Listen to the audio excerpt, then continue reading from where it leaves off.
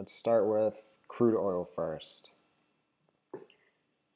So the first thing I like to do when I start opening the charts in the morning is I like to see where we are in relation to yesterday's volume profile, so the previous day's RTH. As you can see here in oil, we opened at 9 o'clock. The opening price was at 56.17. So in relation to yesterday's volume profile, right around here, so pretty much in value. We're right at the center of this volume profile, below the POC, but we're still above the value area low.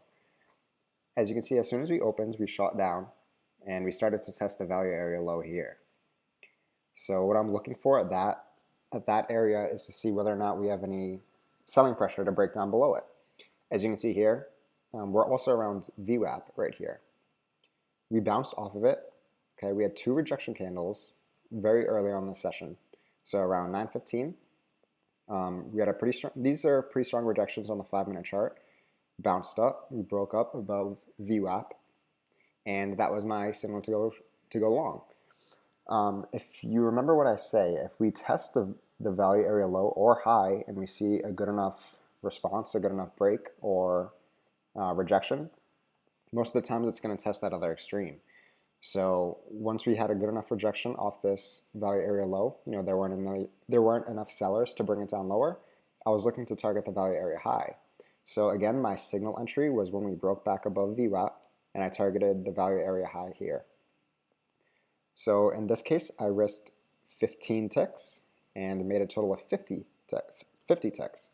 So a risk reward of about 3.4. Pretty good. Most of the time I look for a 2 to 1, but this was a good enough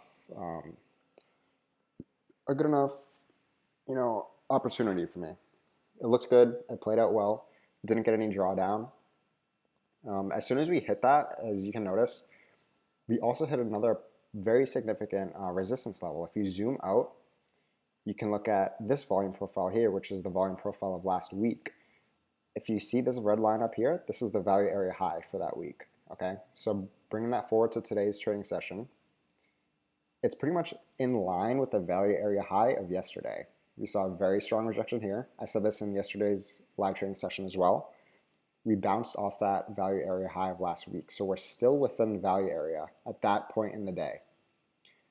So what did we see? As soon as our take profit got hit, we bounced back down to VWAP. From there, we shot right back up to that value area high. Remember last week's value area high as well as yesterday's value area high, essentially the same level. We did break above it briefly, and we kind of formed almost like a head and shoulders here. Broke back down below it, bounced back up, broke back down to VWAP, and then it ended up being a pretty choppy day. Even right now, as you see in the overnight session, it's about 10:13 here. We're still around that level. So very significant level. If we don't break above it or hold above it, then we're going to see either, well, tomorrow is Friday as well, so we're not going to expect that big of a range. But at the same time, if we can break above it and hold above it, then we're going to see more upside going into next week. So that's kind of the game plan. If we do break down below it overnight and heading closer to tomorrow's open, then I wouldn't be really interested in taking any trades in that pair, just because I don't think we're going to see the value area low being hit. If anything, see if the point of control for last week is going to provide any support. But I'll probably sit on the sidelines for oil tomorrow. Again, it is Friday, so we're not going to see a big range, or won't expect to see one, but we'll see closer to the open tomorrow. So let's look at the mini S&P. The mini S&P showed very choppy price action. So similar to what we saw in crude oil, this also played off last week's volume profile. So in relation to yesterday, in relation to the overnight session, if you were part of my live stream yesterday, I said I wanted to see where we opened if we drifted lower, but we did see a pretty drastic move up, and we broke into last week's value area, as you can see here on this massive candle here. So this red line, this first red line, is the value area of low of last week. Saw a big push up overnight, and then drifting into closer to the open at 9:30, we stayed above it. So when we gap up this high from yesterday's trading session, so this is Wednesday's volume profile, as you can see, we opened quite a bit higher from it. So when we do gap up that big, I am going to be looking at the overnight volume profile. So where we are in relation to the overnight volume profile, we opened here at 9:30 at the 29.16 handle. So just above the point of control, we shot up, but then look at what I have here on this yellow line. This is the point of control of last week. Okay, so this is last week's point of control. We shot up, rejected off of it briefly. Okay, now I'm not looking for shorts as soon as we enter this overnight volume profile, just because we are bullish short term, as you can see here. I wouldn't want to be shorting this this market. So I kind of just, yeah, I mean, we traded sideways for a bit. We shot back down. We showed a little bit of support at the point of control for the overnight session. Broke back down, and as you can see here, I drew this out intraday. This is also a very low profile node, as you can see here, so we could expect some support here, which is eventually what we did see. It also lines up with the VWAP. So we did bounce up, and we bounced up right back to this point of control. Now, the reason why I'm not interested in taking any trades in this, or at least I wasn't this morning, is because we're still in this value area here.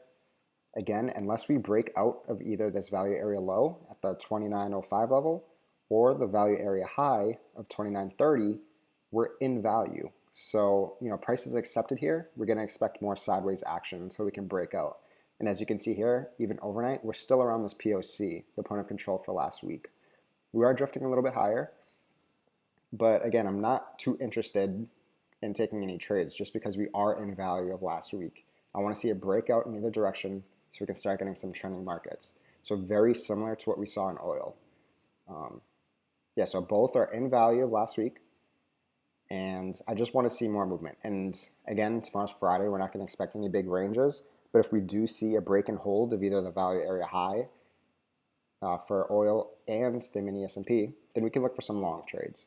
But again, that's something that we have to see closer to the open. As of right now, not too much happening, especially overnight. So similar to what we saw yesterday, a very slow start around the 10 o'clock time. Saw some action pick up around 3 a.m., right around when London opens. May see that again tomorrow, or we could just see a slow Friday, very small range. We'll see. See if there's any questions in the chat before I close it out.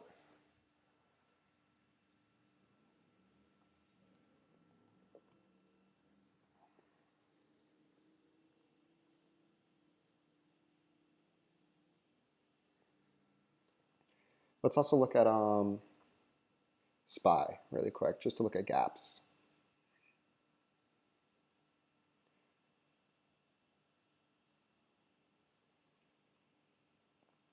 Remember, if you remember what I said yesterday, it's always important to look at the SPY or SPX chart. Look at where you are in relation to gaps.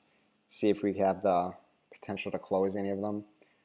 We've been trading, if you look out, I'm looking at the 1 hour chart right here on SPY, just sideways action, very choppy, both buyers and sellers, no direction yet.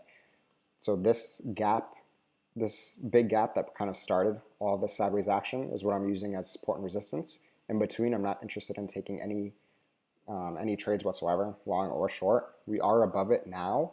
I wouldn't be surprised if we broke back into it tomorrow, but as of right now, again, we are above it. This looks like a pretty strong resistance level, around the 293.50. So we need to break that if you want to see more upside. I don't want to keep staying around this gap right here. We're just going to see more sideways action. So if you look at the mini S&P again, it's kind of similar to what we're seeing in last week's volume profile. If we can break above that high, we're going to see more upside, similar to the SPY. If we break above it, we'll see more upside. There's very little resistance when you get up here. There's also a lot of stops here for all the short sellers. So, but again, there's also a lot of stops here for the buyers as well. Again, it's something that we have to play day by day. As day traders, can't predict price action. We kind of just have to go with what the market's telling us.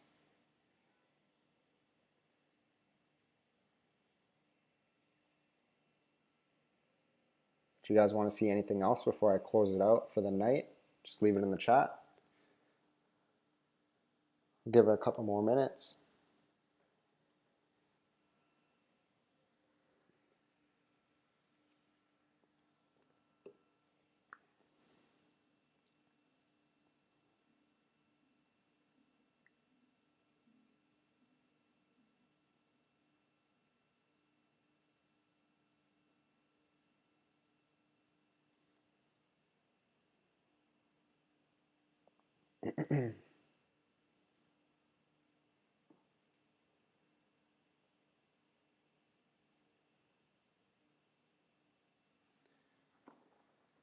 All right, I'll give it another minute before I close it out.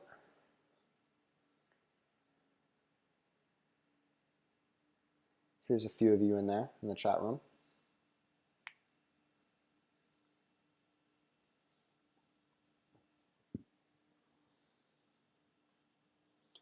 So if you are part of the trading room that I have, um, I'll see if I can post this to the daily recap channel on Slack, but I'm not sure if I can. I can post a link to the YouTube video, so I'll do that. And if you're not part of the trading room, you can join it in the description. There's a link to it.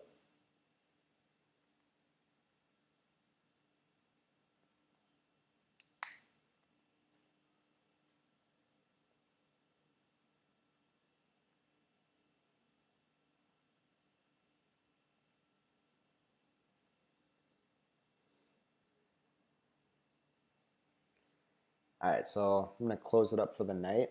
I will be back again tomorrow. Gonna aim for 9 p.m. again, 9 p.m. Eastern Standard Time. I'll let you know if I can make it for that. Since it's Friday, we'll just be going over all the trades for the week. A little bit of, end the week recap. And if you're part of the trading room, I'll see you there tomorrow morning at 9 a.m.